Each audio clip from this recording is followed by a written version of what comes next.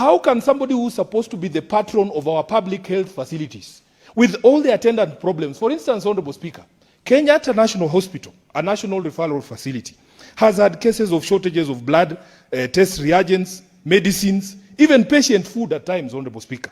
Recurrent problems about failures of critical equipment, including CT scans, dialysis machines. As we speak, the radiotherapy machine has been out of service for 3 months.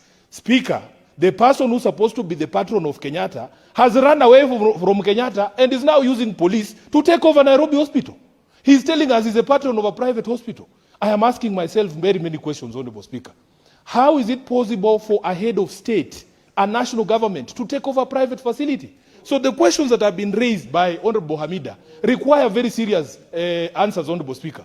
If you are telling us that you are the patron of all these important private businesses, I remember there were businesses like Nakumatt here. They collapsed, Honorable Speaker. And we never saw police being sent into, Nakumatt to be able to take over the affairs of Nakumatt.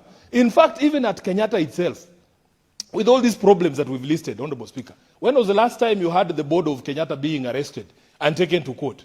And the most annoying thing, Honorable Speaker, is that if you look at the membership of that board, these are old men, people with proper professional records, senior doctors in this country. They are arrested over the weekend, Honorable Speaker. And the president himself confirms that he's the one who sent the police. Speaker, when President Ruto was campaigning, he told us that the era of the use of state security agencies to intimidate and to harass people would be a thing of the past.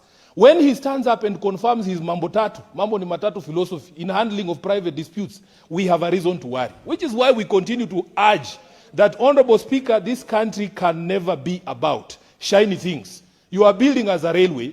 It is ours anyway. It is our money. But you are arresting 80-year-old doctors to take over a private facility. Na yako imekushinda. The national referral hospitals, such as Kenyatta and Moi in Eldoret, Honorable Speaker, are in dire conditions. When will the board of Kenyatta ever be arrested, Honorable Speaker, for these critical failures? We have queues at Kenyatta. People are sleeping on the floors. There are no wards.